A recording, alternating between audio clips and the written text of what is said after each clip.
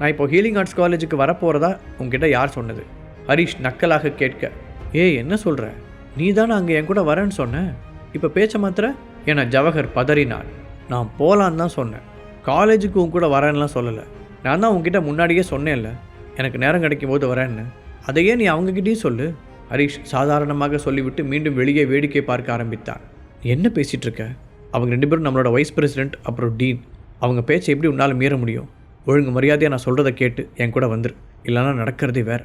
கோபத்தில் கண்ட்ரோலை இழந்த ஜவஹர் ஹரிஷை எச்சரித்தான். அவனை ஹட பைத்தியக்காரா என்பதை போல பார்த்த ஹரிஷ், நிஜமாவே உன்னால் என்ன ஏதாவது செய்ய முடியும்னு நீ நம்புறியா என்று சிரிப்பை அடக்கி கொண்டு கேட்டான். ஹரிஷ், நான் உனக்கு லாஸ்ட்டாக வார்ன் பண்ணுறேன். நீ அந்த யூஸ்லெஸ் ரவுடிகளை அடித்து போட்டதால் மனசில் ஏதோ ஒரு பெரிய ஆள்னு நினச்சிக்க வேண்டாம். இந்த உலகத்தில் உன்னை விட பெஸ்ட்டானவங்க நிறைய பேர் இருக்காங்க. ஸோ இவ்வளோ திமிரெல்லாம் உனக்கு ஆகாது. ஜவஹர் சுத்தமாக பொறுமை இழந்திருந்தான். சரி, இருந்துட்டு போகிறாங்க. நான் உங்ககிட்ட நான் மட்டும்தான் பெஸ்ட்டுன்னு சொன்னேன்னா, நீ இப்போ காரை கொஞ்சம் நிறுத்துறியா?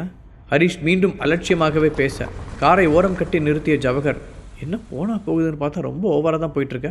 காலேஜில் நான் உன்னை எதுவும் செய்யாமல் இப்படி மரியாதையோடு கூட்டிகிட்டு போகிறதுக்கு நீ எனக்கு தேங்க்ஸ் சொல்லணும். அதை விட்டுட்டு திரும்ப திரும்ப பேசினதே பேசிகிட்டு இருக்க என்று கத்தினான். யார்? நான் திரும்ப திரும்ப பேசுகிறேன்னா? சரிதான். அப்புறம் நீ சொன்னதுக்காகலாம் இல்லை, என்னை இவ்வளோ தூரம் கூட்டிகிட்டு வந்து விட்டதுக்கு நிஜமாவே தேங்க்ஸ் என்ற ஹரிஷ் காரை விட்டு இறங்கி நடக்க ஆரம்பித்தான். அதை பார்த்து அதிர்ச்சி அடைந்த ஜவஹர் வேகமாக அவனும் இறங்கி, டேய் என்ன நான் பேசிகிட்டே இருக்க, நீ பாட்டுக்கு போயிட்டே இருக்க என்று ஆவேசமாக கத்தியபடி ஹரிஷின் பின்னால் ஓடி வந்து அவனுடைய சட்டையை பிடிக்க கை நீட்டினான். அப்போது சர் சர் என்று 4-5 கார்கள் புழுதியை கிளப்பிக்கொண்டு ஹரிஷின் முன்னால் வந்து நிற்க, அதிலிருந்து இறங்கிய பாடிகார்ட்ஸ் ஹரிஷை பணிவுடன் வணங்கினார்கள். ஒரு நிமிடம் அங்கு நடப்பது எதுவுமே ஜவஹருக்கு புரியவில்லை. இவங்கெல்லாம் யாரு? எப்படி கரெக்டாக இங்கே வந்தாங்க? எதுக்காக முன்னாடி இப்படி நிற்கிறாங்க என்று திகைப்புடன் கேட்டார். சென்னைக்குள் நுழைந்ததுமே தீபக்கிற்கு மெசேஜ் அனுப்பியிருந்த ஹரிஷ் தன்னுடைய ஃபோன் லொக்கேஷனை ஷேர் செய்து யாரையாவது அனுப்பி எதிரில் வந்து பிக்கப் செய்து கொள்ளுமாறு சொல்லியிருந்தார். ஆனால் அதையெல்லாம் ஜவஹருக்கு விளக்கி கொண்டிருக்க இன்ட்ரெஸ்ட் இல்லாததால், அதை பற்றிலாம் நான் உங்ககிட்ட ஏதாவது சொல்லணும்னு அவசியம் இருக்கான்னு. என்னை பொறுத்த வரைக்கும் நான் சென்னைக்கு வர்றதுக்கு நீ லிஃப்ட் கொடுத்த, அதுக்கு நான் தேங்க்ஸ் சொல்லிக்கிறேன். மற்றபடி இப்போ உடனேலாம் என்னால் காலேஜுக்கு வர முடியாது. Please understand. ஏதோ நீயும் அதே காலேஜில் படிக்கிறவன்னு சொல்லி தான் இவ்வளோ நேரம் பொறுமையாக டீல் பண்ணிகிட்ருக்க. தேவையில்லாமல் என்னோட இன்னொரு முகத்தை பார்க்கணும்னு நினைக்காத, அது உனக்கு தான் ஆபத்தாக முடியும் என்ற ஹரிஷ் தன் அருகில் இருந்த காரின் கதவை திறந்து உட்கார போனான். அதை பார்த்து ஆத்திரமடைந்த ஜவஹர் அவனுடைய சட்டை காலரை எட்டி பிடிக்க போக ஹரிஷுக்கு பின்னால் நின்றிருந்த பாடிகார்டு அவனுடைய கையை பிடித்து முறுக்கினான். ஏய் என் கையை விடு, நான் யாருன்னு தெரியுமா? அப்புறம் நான் என்ன பண்ணுவேனே தெரியாது என்று வலி தாங்காமல் கத்தியபடி ஜவஹர் மிரட்ட, ஹரிஷ் அதற்குள் காரில் ஏறி உட்கார்ந்திருந்தார். நீ யாராக இருந்தால் எங்களுக்கு என்ன? எங்கள் பாஸ் மேலே கை வைக்க போனால் நாங்கள் பார்த்துட்டு சும்மா இருப்போமா என்ற பாடிகார்டு அவனுடைய கையை விடாமல் முறுக்க, ஹரிஷ் நான் சொல்கிறத கேளு, பேசாமல் என் கூட வந்துரு, இல்லைன்னா பெரிய பிரச்சனை ஆகிடும் என்று கார் கதவை பார்த்து கத்தினான் ஜவஹர்.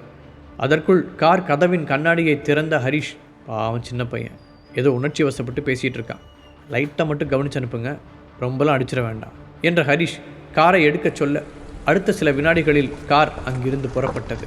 டேய் சொல்ல சொல்ல கேட்காம போகிறல்ல, அவனை சும்மாவே விடமாட்டான்டா என காரின் பின்பக்கத்தை பார்த்து ஜவஹர் கத்த, அங்கே இருந்த இன்னொரு பாடிகார்டு அவனுடைய வயிற்றில் ஒரு குத்து விட்டான். இதுக்கெல்லாம் நான் பயந்துருவேன்னு நினச்சிங்களா? நீங்கள் எல்லாரும் உயிரோடு இருக்கணும்னா முதல்ல என் மேலே இருந்து கையெடுங்க. ஆவேசமாக பேசிய ஜவஹர் தன்னுடைய ஆன்மீக ஆற்றலை திரட்ட ஆரம்பித்தான். அவன் என்ன செய்கிறான் என்பதை புரிந்து கொண்ட மற்றவர்கள், இங்கே பாரு, தேவையில்லாமல் உன் சக்தியை திரட்டி டைம் வேஸ்ட் பண்ணாத, இதுக்கெல்லாம் எங்களுக்கு ட்ரைனிங் கொடுத்து தான் இருக்காங்க. அப்புறம் எங்கள் பாஸ் சொன்னதை கேட்டதானே, உன்னை அடிக்கிற ஐடியாலாம் எங்களுக்கு இல்லை. ஸோ ஒழுங்காக உன் காரில் ஏறி கிளம்பி போயிட்டேரு என்றான் ஒரு பாடிகார்டு. அதை கேட்ட ஜவஹர் பல்லை கடித்துக்கொண்டே ஹரிஷ் போன திசையை பார்க்க அவருடைய கார் எப்போதோ கண்ணை விட்டு மறைந்திருந்தது. இனி என்ன செய்தாலும் அவர்களை பின்தொடர முடியாது என்பதை உணர்ந்து கொண்டவன் ஒரு பெரு மூச்சுடன், சரி என் கையை முதல்ல விடு என்றான். அதே நேரத்தில் ஹரிஷ் சென்ற கார் அந்த ஹோட்டல் வாசலில் போய் நின்றது. சென்னைக்கு வந்த ஹரிஷ் தீபக் ஏற்பாடு செய்திருந்த காரில் தன்னுடைய ஹோட்டலுக்கு போய் இறங்கினான். அதுவரை மற்ற பிரச்சனைகளில் கவனம் செலுத்தியதால் இயல்பாக இருந்த அவனது மனது இப்போது லேசாக படபடவென்றது. ரொம்ப நாள் கழித்து தன்னுடைய காதல் மனைவியை சந்திக்கப் போகிறான். அதுவும் கடத்தப்பட்டு மீட்கப்பட்டவள் இப்போது என்ன மனநிலையில் இருப்பாள் என்று அவனுக்கு தெரியவில்லை. மலை போன்ற எவ்வளவோ பெரிய பெரிய பிரச்சனைகளை பூ என்று ஊதித்தள்ளி அவனுக்கு தன்னுடைய மனைவியின் இதயத்தை எவ்வாறு கையாள்வதென்று தெரியவில்லை. அதே நேரத்தில் தர்ஷினி, சந்தனா, அக்ஷரா 3 பேரும் ஒரு அறையில் இருந்தனர். சந்தனாவின் கண்கள் அழுது அழுது சிவந்து போயிருந்தது. தர்ஷினி அவளுடைய முதுகில் தட்டி ஆறுதல் படுத்தி கொண்டிருக்க, அக்ஷராவும் அவளை பாவமாக பார்த்தபடி அமர்ந்திருந்தாள். சந்தனா, அழாத சந்தனா, அதான் அம்மா பத்திரமா இருக்காங்கன்னு ஸ்ரீதர் சொன்னார்ல, இன்னும் கொஞ்ச நேரத்தில் ஆண்டி எங்கே கூட்டிகிட்டு வந்துடுவாங்க என்று அவளை சமாதானப்படுத்திய தர்ஷினிக்கு தோழியின் அழுது வீங்கிய முகத்தை பார்க்கவே பரிதாபமாக இருந்தது. என்னதான் தர்ஷினி இப்போது ஹரிஷின் பக்கம் நின்றிருந்தாலும் சந்தனா இன்னும் அவளுடைய உயிர் தோழியாகத்தான் இருந்தாள். அதனால் தன்னுடைய தோழியின் மனநிலையை அவளால் புரிந்து கொள்ள முடிந்தது. என்னோட ஃபேமிலி மொத்தமும் இறந்துட்டதா தான் அவங்க சொன்னாங்க. கேட்கும்போதே சந்தனாவின் கண்களில் இருந்து கண்ணீர் நிற்காமல் வழிந்தது. என்னதான் ஏஜே ஃபேமிலி அவளுக்கு நிறைய துரோகங்களை செய்திருந்தாலும் அது அவளுடைய குடும்பம். அவர்கள் மொத்த பேரும் இறந்து விட்டதாக மற்றவர்கள் கூறுவதை எப்படி அவளால் ஏற்றுக்கொள்ள முடியும்? அவளுடைய மனது அந்த செய்தியை ஏற்றுக்கொள்ள முடியாமல் தவித்தது. சந்தனா, இதை ஏற்றுக்கிறது உனக்கு கஷ்டமாக இருக்கும்னு எனக்கு தெரியும். பட் இதை நீங்கள் கடந்து வந்து தான் ஆகணும். எப்படி இருந்தாலும் இறந்தவங்களை நீ உயிரோடு கொண்டு வர முடியாது.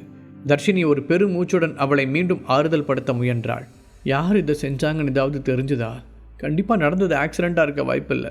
சந்தனா கண்களை துடைத்து கொண்டே கேட்கவும் ஒரு நிமிடம் என்ன பதில் சொல்வதென்று தெரியாமல் திணறிய தர்ஷினி, அது இதை செஞ்சவங்க ரொம்ப பவர்ஃபுல்லானவங்களாக தான் இருக்கணும். உங்கள் குடும்பம் மட்டும் இல்லை, இன்னும் 2 ஃபேமிலியும் இதே மாதிரி பாதிக்கப்பட்டிருக்கு. ஹரீஷ் கூட ஏதோ ஒரு வகையில் சம்மந்தப்பட்ட ஆளுங்க தொடர்ந்து குறி வைக்கப்படுறாங்க. இப்போ தீபக் சாரோட தம்பி நீரஜ் கூட அடிபட்டு ஹாஸ்பிட்டலில் தான் இருக்கார் என்று தனக்கு தெரிந்த உண்மைகளை கூறிவிட்டாள். அதுவரை அவர்கள் பேசுவதை அமைதியாக கேட்டுக்கொண்டு இருந்த அக்ஷரா, அப்படின்னா ஹரீஷ் இப்போ ஆபத்தில் இருக்காருன்னு சொல்கிறீங்களா என்று தர்ஷினியை பார்த்து கேட்டாள். உண்மையை சொல்லணும்னா இதுக்கு என்ன பதில் சொல்கிறதுன்னு எனக்கு தெரியல. எனக்கும் இதில் பல விஷயங்கள் தெரியாது. அப்படி இருக்கும்போது தெரியாத ஒன்றை பற்றி பேசுறது சரியாக இருக்காதுன்னு நினைக்கிறேன் என்று மழுப்பலாக பதில் சொன்னாள் தர்ஷினி. ஹரீஷ் விஷயத்தை பொறுத்தவரை அவளாக எதுவும் கருத்து சொல்ல தர்ஷினி தயாராகவில்லை. அவள் சொல்வதில் ஏதாவது தவறாக இருந்தால் அது சந்தனாவின் மனதை காயப்படுத்தும் என்பதை அறிந்திருந்தாள். முன்பு சொன்னது கூட ஒரு வகையில் சந்தனாவை எச்சரிக்கத்தான். அப்போதுதான் அவள் இன்னும் கொஞ்சம் கவனமாக இருப்பாள் என்று நினைத்தாள். அப்போது கதவு திறக்கப்பட திலகா வேகமாக உள்ளே ஓடி வந்தார். சந்தனாவை பார்த்ததும் அவராலும் அழுகையை கட்டுப்படுத்தி கொள்ள முடியவில்லை.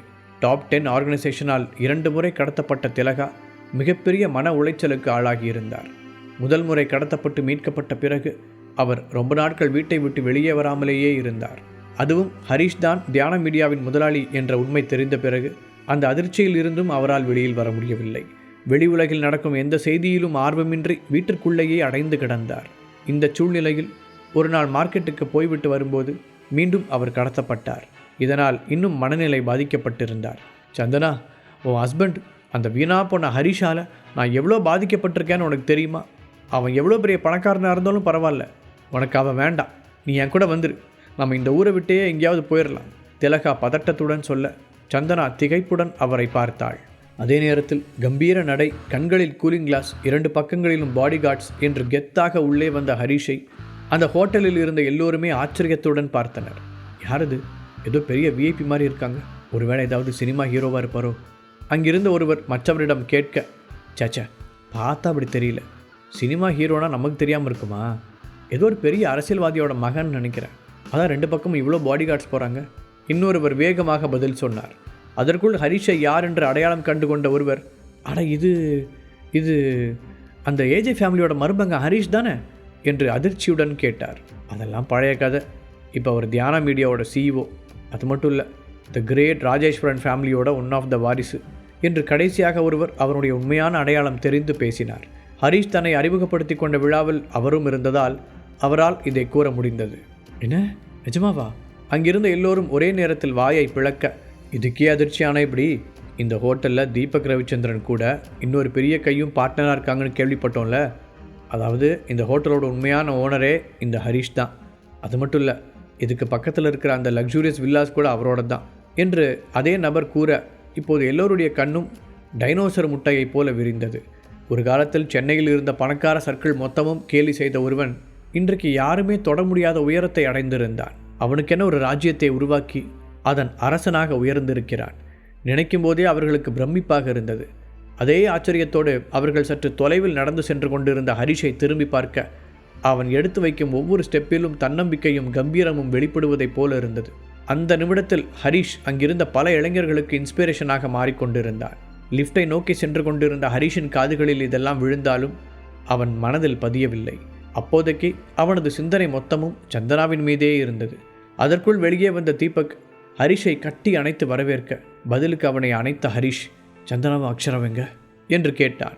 அவனுடைய மனநிலையை புரிந்து கொண்ட தீபக்கும் வேற எதுவும் சொல்லாமல் அவங்க 2 பேரும் தர்ஷினி கூட ரூமில் இருக்காங்க என்று கூறினான். நான் வர விஷயம் சந்தனாவுக்கு தெரியுமா? ஹரிஷ் மீண்டும் கேள்வி எழுப்ப, இன்னும் சொல்லலை ஹரிஷ். தீபக்கிடமிருந்து சுருக்கமாக பதில் வந்தது. அப்படின்னா தர்ஷினிக்கு மெசேஜ் அனுப்பி மற்றவங்க கிட்ட எதுவும் சொல்லாமல் மேலே லிஃப்ட் கிட்ட வர சொல்லு. ஹரிஷ் சொல்ல தீபக்கும் அப்படியே செய்தான். திடீரென தன் ஃபோனில் வந்து விழுந்த மெசேஜை பார்த்து ஷாக்கான தர்ஷினி, ஒரு நிமிஷம் சந்தனா, நான் இப்போ வந்துடுறேன் என்றபடி அங்கிருந்து நழுவி வெளியே வந்தாள். அவள் லிஃப்டின் அருகே வரவும் அந்த லிஃப்டின் கதவு திறக்கவும் சரியாக இருந்தது. வெளியே வந்த ஹரிஷை பார்த்ததும் ஒரு பெரிய நிம்மதி பெருமூச்சு விட்ட தர்ஷினி, ஒரு வழியாக நீங்கள் வந்துட்டீங்களா பாஸ் என்றாள். சந்தனா எப்படி இருக்கா? ஹரிஷ் கொஞ்சம் கவலையுடன் அவளிடம் கேட்டான். சந்தனாவை சந்திப்பதற்கு முன்னால் அவளுடைய மனநிலையை பற்றி தெரிந்து கொள்ள விரும்பினான். ஹெல்த் வைஸ் அவள் நல்லா தான் இருக்கா, ஆனால் ஏஜே ஃபேமிலிக்கு நடந்ததை கேள்விப்பட்டதிலிருந்து தான் அவள் ரொம்ப வருத்தத்தில் இருக்கா. என்ன சமாதானம் செஞ்சும் அவளோட அழுகையை கண்ட்ரோல் பண்ண முடியல என்று தர்ஷினி ஒரு நிமிடம் தயங்கினாள். என்னாச்சு? வேற ஏதாவது பிரச்சனையா? முழு கதையையும் கேட்டு மகிழ பாக்கெட் FM ஆப்பை டவுன்லோட் செய்யுங்கள். லிங்க் டிஸ்கிரிப்ஷனில் கொடுக்கப்பட்டுள்ளது.